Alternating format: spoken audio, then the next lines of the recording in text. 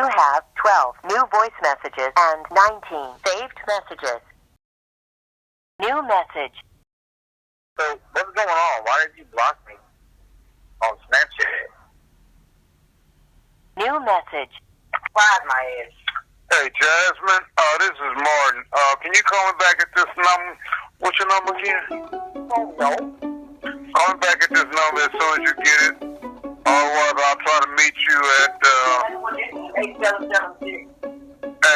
store in the morning. Bye.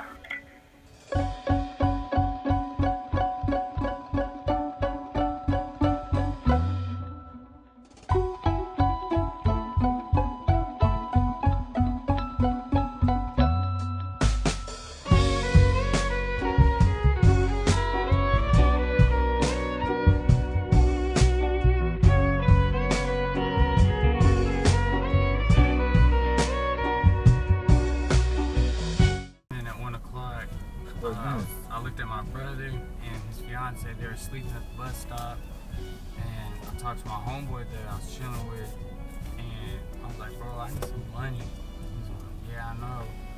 I was like, is there any day labor places around here or something? When I first started, I was like, man, this job right here is like what keeps me above water, man.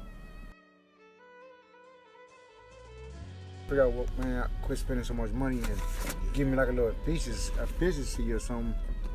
I can just have somewhere, you know what I'm saying, just go in that bitch and lay my head at night and relax. Be right back at it again in the morning. Cause I got the energy, man. I got so much energy right now. Since I was 3. How old are you? 9. You know what I'm saying? The economic conditions of the haves have deteriorated so much of late. So more people that were a paycheck away from being homeless are homeless. My biggest disappointment is that as a city, we sort of try to bury them without really addressing them. My name is Big Man. Big Man, okay. And are you from Houston? Mm-hmm. What part? I grew up in Missouri City. I mean, like with me personally, I can't speak for no one else. I can speak for me personally. You know, the job situation needs to turn around in the city of Houston, I think, because last year at this time I was working for the county, Harris County, and I lost my job working there, and so now I'm sitting here trying to figure it out. I got evicted back in the end of September, so I've been on the street since then. So I'm just trying to figure out a better way for me. That we need to control big time. Every homeless should have like a home to live or sleep in at night and daytime. Man has a beastly nature. I've been having it, I don't know, I ain't had it that long. I had it about 3-4 years. That is the most irritating feeling I've ever had. Tattoos? Yeah, they don't hurt, they irritate.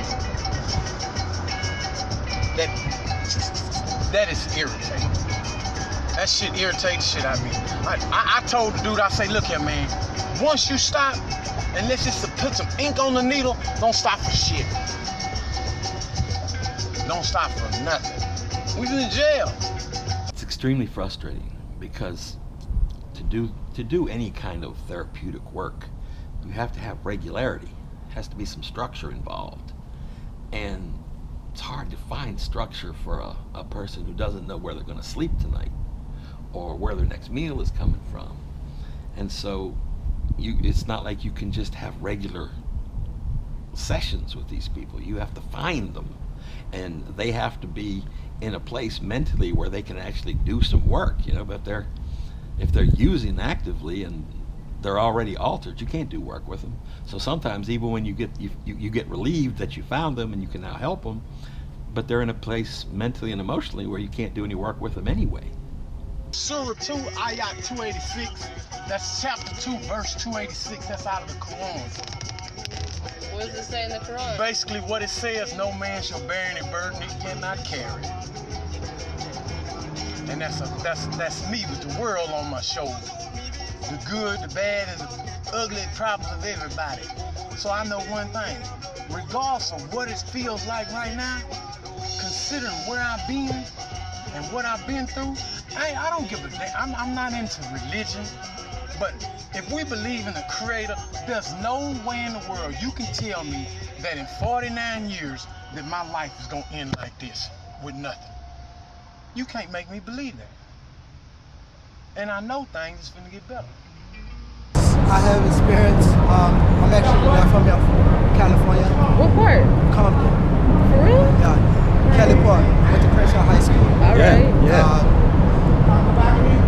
I done 10-year prison sentence. Went in when I was 17. I'm 30. When I got out, and gave my life back to society. But I've been out 2 years now. I have 13 felonies. I am an able-bodied, and I can work. But when I go to look for a job, they close their doors.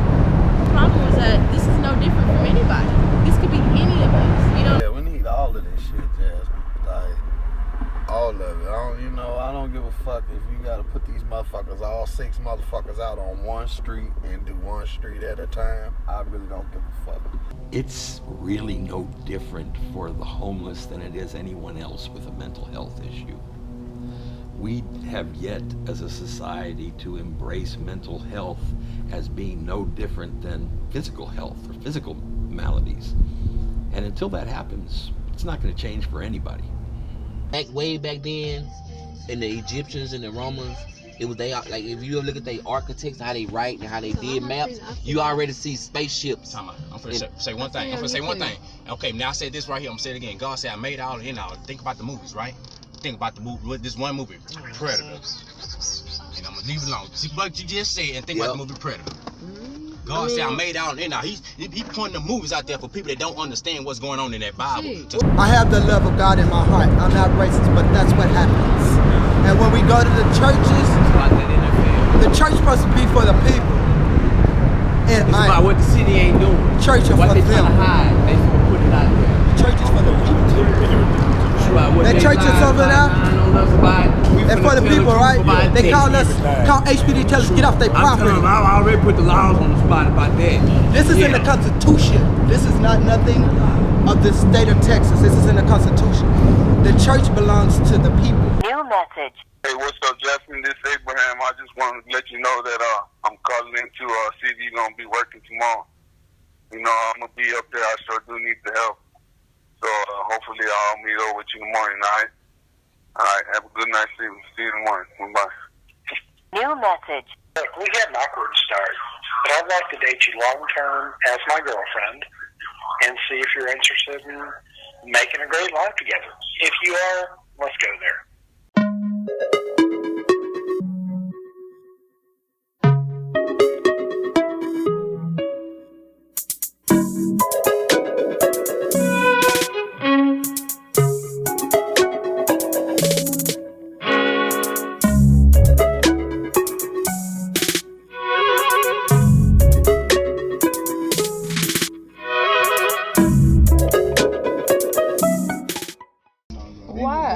That he said I wanted to shoot him.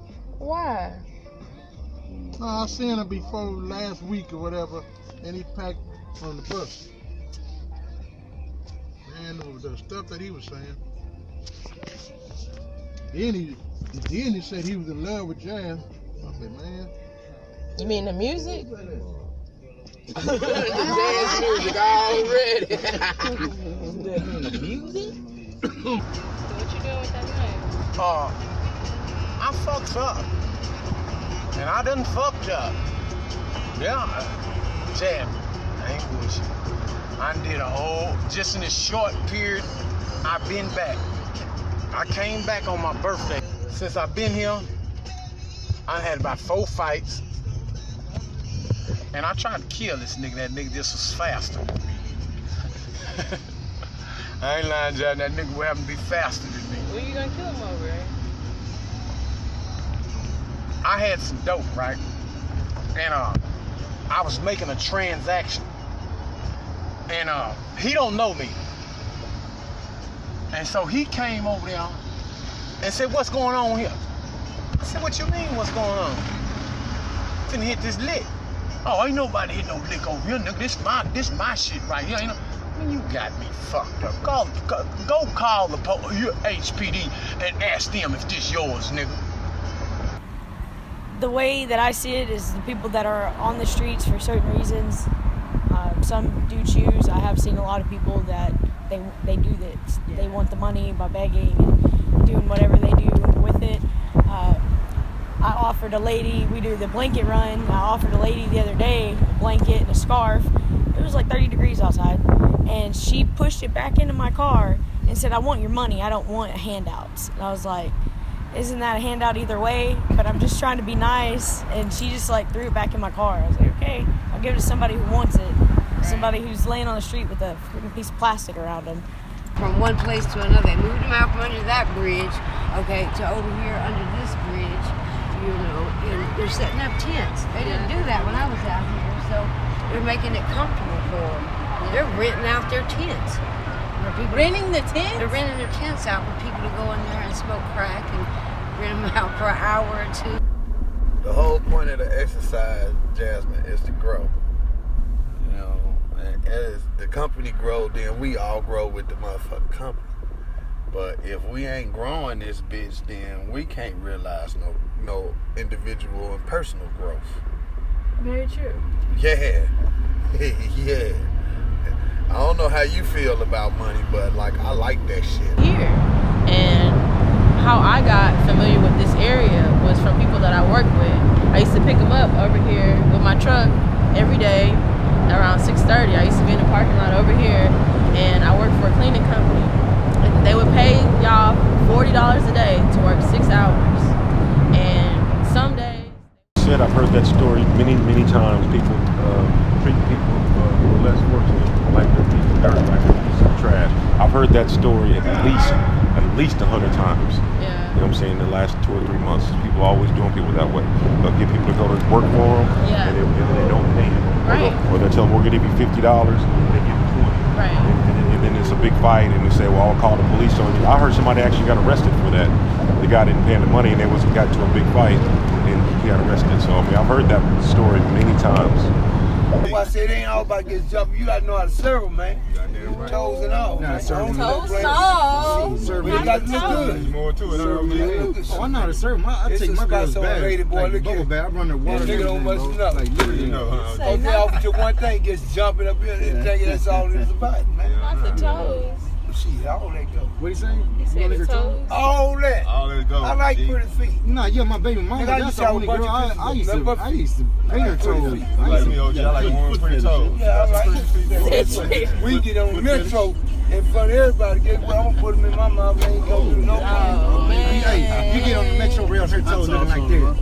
I ain't gonna mess with her. I say pretty feet. What are those? There's a lot of places out here for men. There's all kind of places out here for men, bunk houses. They don't have enough programs for women. They don't.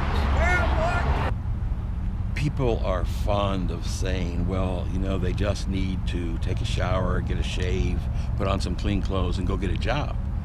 Well, if you've been on the street for any length of time, 60, 90 days or beyond that, you actually go through an entire cognitive restructuring process. And so you no longer think like you did when you were part of mainstream society.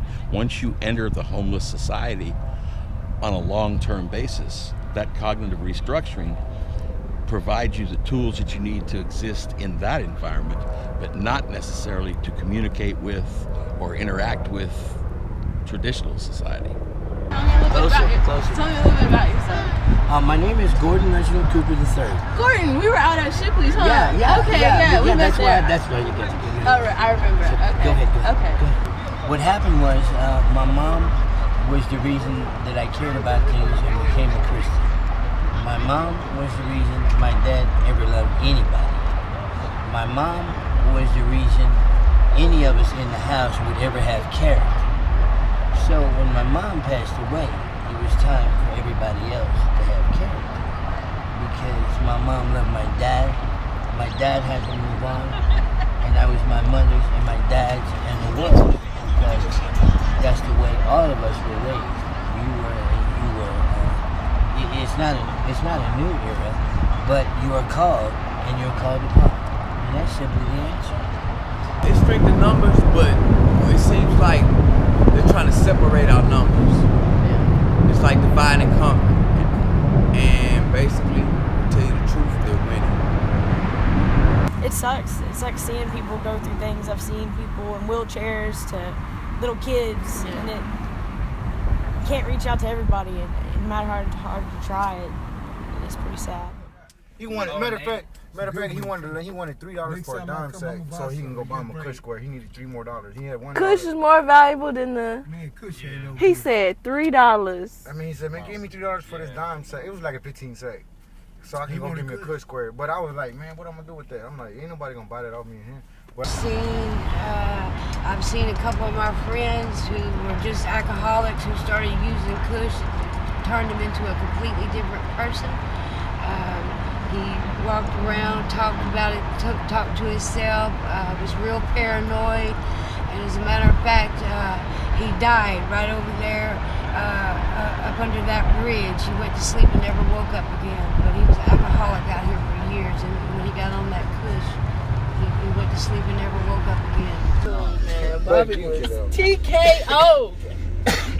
I should have made you and Stacy carry him out the car and lay him down in the cross. I didn't want to touch him because he started tensing his arms. I said, "Oh hell, he's about to start swinging." Yeah. Shit. Yeah, you seen him go like he went like nigga, get the fuck out of me. I'm like, nigga, she telling me to get you up out the truck. He couldn't even walk. The fuck up out the truck. Nigga got up out and sat on the curb.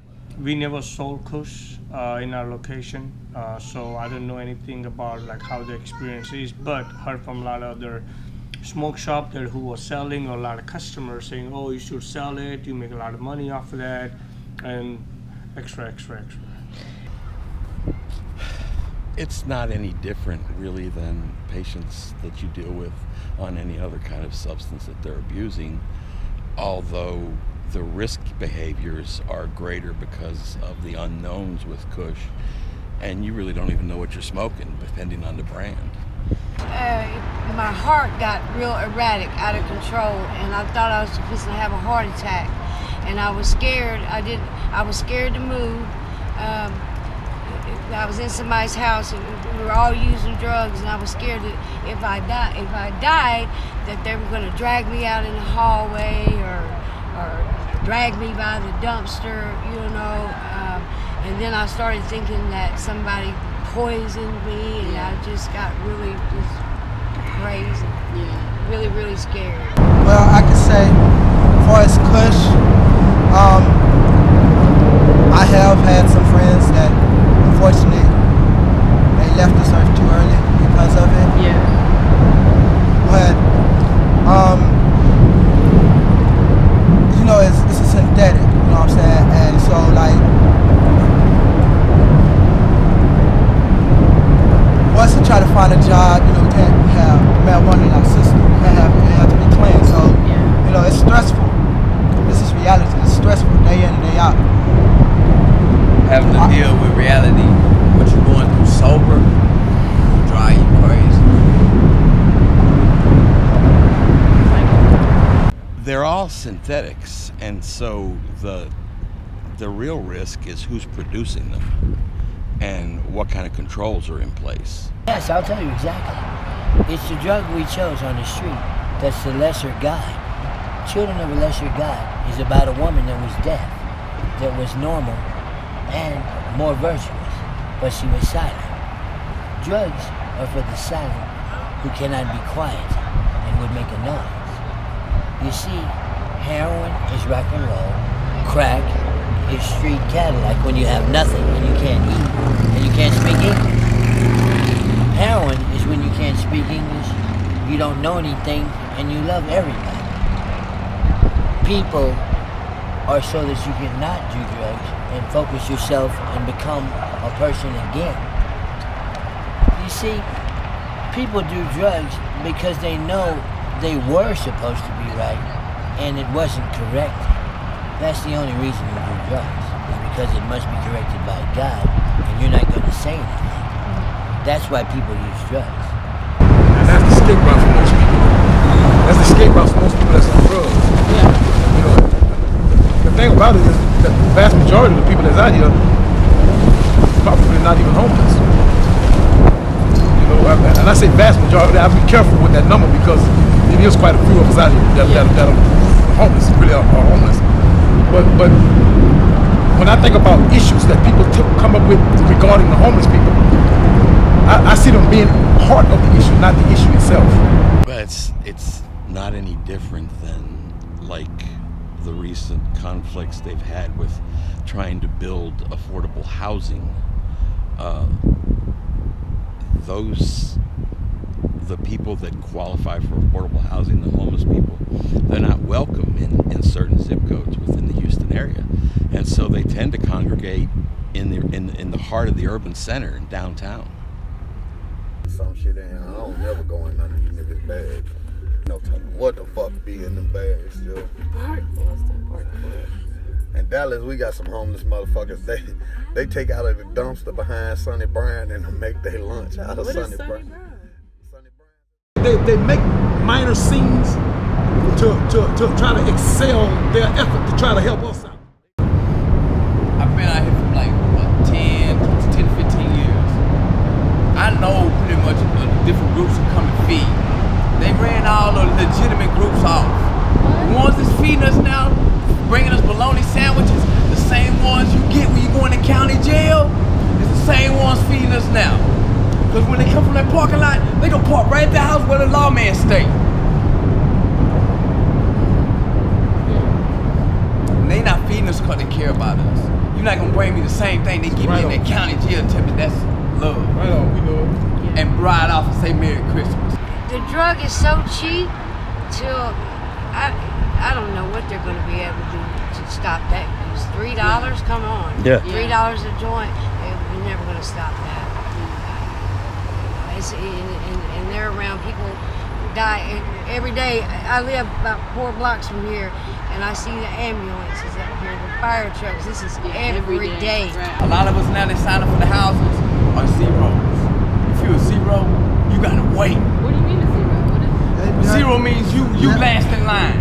Yeah, they classify. We should be first in line. They classify you on 1 through I think it's now they 6. putting us last. But I'm gonna tell you something. So that means we gotta wait for houses until after the Super Bowl, and they don't want us out at the Super Bowl. So what they gonna do by that time the Super Bowl come? When they try to make me leave, after the Super Bowl, everything will go right back to the so they gonna have to do this to me. Cause I was born and raised here. I'm a citizen. Don't fucking touch me. There's such a sense of hopelessness, of helplessness, that they don't really consider something to be a risky behavior. It's just normal. It's their new normal. And they don't view the risk. They don't look at the risk because they're so focused on the here and now and this moment. Because for them, they don't know that there is a tomorrow. I mean, nobody understands that you don't know that tomorrow's guaranteed more than they do. The police, Dallas ain't got nothing on us. It ain't personal or general speaking wise, but I'm gonna be honest with you. I'm gonna be flat out honest with you. A lot of the stuff that comes up against us comes personally. It's like, you've been doing it, but that kind of mindset, you're the problem to start with. So if we get rid of you, we get rid of the problem type of thing. And you may not have any inkling of an idea of what the problem is. So we can really show y'all what Houston is really about. Like I said, I'm from California. I have seen a lot of stuff. They say they gave them about $300 million or something like that. They supposed to spend maybe $8 million on us. They spent $300 million on some flowers on the other side of town. Flowers. Maintaining contact is very different because they're so mobile, and they may be here in Herman Park for a month. They may be downtown after that. They move to wherever they succeed in meeting their needs. So the constant frustration of trying to maintain contact and continue to provide a service is my biggest issue. New message. If you would like to continue this call of up to 20 minutes by accepting new message. Like that shit ain't fair. And I ain't do nothing to you that will make you cost me almost $2,000 that I gotta pay.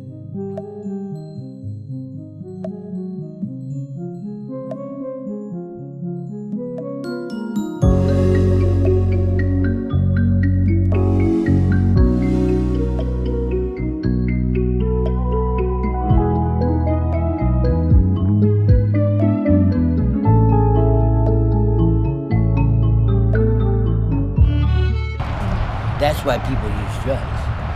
It's because you're the doors and nobody's gonna help you. Or you're the doors, you don't have anything and you live under everything and you're the doors. Or you're the Stones, or you're Run DMC and you went to the university and you know everything and you don't have everything. That's why you do drugs.